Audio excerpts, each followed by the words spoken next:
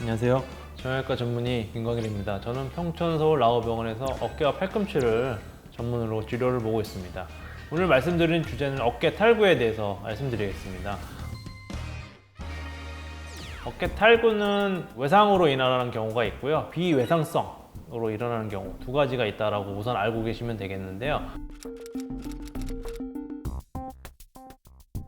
외상은 말 그대로 다쳐서 생기는 경우거든요. 넘어지시는 경우도 꽤 있습니다. 이런 식으로 팔을 이렇게 짚어가지고 넘어지시는 분들도 있거든요. 여기 심하게 충격에 인해서 어깨가 이렇게 빠지는 경우가 있고요. 누가 꺾어서 이런 경우도 있고, 이런 외상에 의해서 탈구되는 경우가 있는데 90% 정도 이상은 전방 탈구라고 보시면 되거든요. 모형으로 보여드리면 경관절이 팔이 앞으로 빠지는 경우가 많습니다. 이쪽으로. 이런 외상선 탈구 이후에 가장 주의해야 될 점이 절대 스스로 넣으시면 안 돼요. 영화 같은 데 보면은 이렇게 팔을 팍 끼는 경우가 있거든요. 스스로. 절대 넣으시면 안 됩니다. 이렇게 스스로 넣다 보면은 신경 손상도 일어날 수 있고 2차적인 다시 부상이 일어날 수 있기 때문에 어깨 탈구가 일어났다라고 하는 징후가 있으시면은 팔을 움직이지 마시고 바로 근처에 있는 병원으로 가시는 게 좋고요.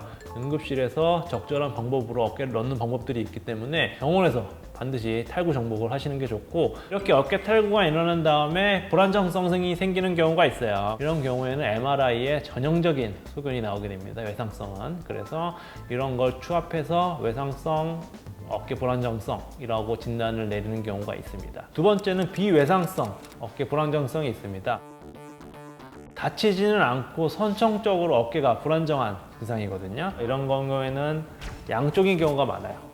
한쪽만 있는 게 아니고 반대쪽도 문제인 경우가 많고, 다른 관절에도 탈구라던가 이완 증상이 심한 경우가 많거든요. 선천적으로 그런 거기 때문에.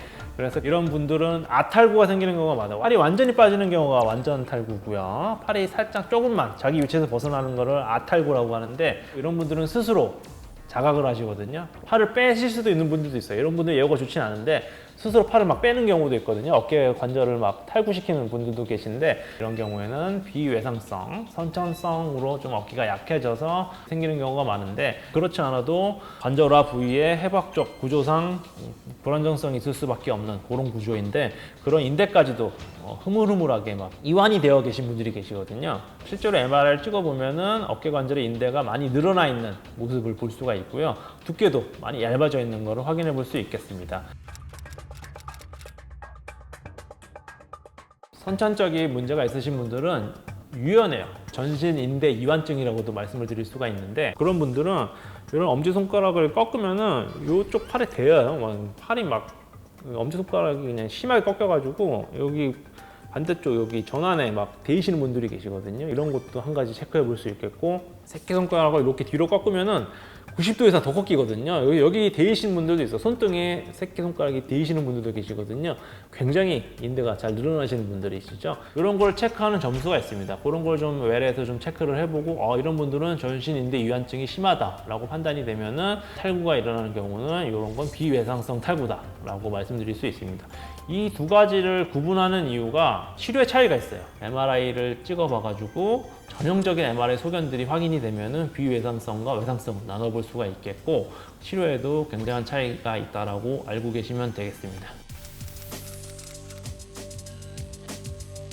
관절에는 와순이라고 하는 조직이 붙어 있거든요. 관절의 안정성을 높여주는 조직이라고 보시면 되겠고, 외상성인 경우에는 이런 안정을 높여주는 이 조직이 파열되는 경우가 많습니다. 관절 와순 파열이라고 하는데, 탈구와 관계된 관절 와순 파열을 방카르트 병변이라고 하는데, MRI에서 보면은 이런 전형적인 이런 파열 소견이 나오는데, 이런 게 이제 진단이 되면은 이거는 외상성 파열에 있겠구나라고 의심해 볼 수 있겠고, 이게 주로 앞쪽과 아래쪽이 찢어지거든요. 그래서 관절 와순의 앞쪽 아래쪽이 찢어지는 경우를 방카르트 병변이라고 하고, 이런 방카르트 병변이 있는 경우에는 대부분 수술적 치료를 하고 있습니다. 수술적 치료의 방법은 내시경을 사용을 하고 있고요. 내시경을 이용해서 이런 관절 와순을 진단을 내리고, 이런 그 자리에서 바로 이 관절 와순을 원래 해부학적 구조에다가 붙여주는 이런 수술을 하고 있고요. 봉합 수술의 원칙은 당연히 견고한 고정이 이루어지도록 수술적 치료를 하고 있고요. 수술을 한 이후에는 당연히 보조개를 다시 차게 되고, 보조개는 4에서 6주 정도 차게 되고 한 4에서 6개월 뒤에는 정상적인 생활이 복귀가 가능하시고 스포츠도 복귀가 가능하시기 때문에 적절한 재활이 이루어지면은 그 정도의 치료 기간이 소요된다고 보시면 되겠습니다. 비외상성 어깨 불안정성은 우선적으로 수술적 치료를 하지 않습니다. 전신의 인대의 문제이고 선천적인 문제이기 때문에 해도 다시 재발한다라고 하는 그런 연구 결과가 많기 때문에 우선적으로는 비수술적 치료를 선택을 하고 있고요. 통증이 있는 경우에는 당연히 소염제도 먹어보고 물리치료도 좀 해보고, 그래서 운동을 권유드리고 있거든요. 견갑 강화 운동이라던가 저희 회전근개 강화 운동, 그런 것을 도수 치료를 통해서 조금 하시면서 집에서도 반복하는 것을 권유드리고 꾸준하게 재활 운동하는 것을 권유드리거든요. 근데 이런 분들 중에서 다치는 분들이 계세요. 이게 제일 문제인데, 이 비외상성으로 불안정성이 있으셨던 분들이 외상이나 넘어져서 그리고 스포츠 하다가 다치셔가지고 관절 와순이 파열되는 경우가 있습니다. 이런 경우에는 수술적 치료를 하는 경우가 많습니다. 왜냐하면 외상으로 인해서 와순이 파열되어 있기 때문에 어깨 관절에다가 작은 초소형 내시경을 넣어가지고 이런 식의 와순 파열이 되는 것을 우선 확인을 하고요. 와순 파열에 있는 부위에 이 부위에다가 봉합 나사를 이용해서 와순을 봉합해주는 이런 전문적인 실을 이용해가지고 봉합을 시켜주는 방법을 택하고 있고, 재활을 단계적으로 한다라고 알고 계시면 되겠고, 전반적인 비외상성 불안정성은 수술을 하지 않고 보존적 치료를 하고 있습니다.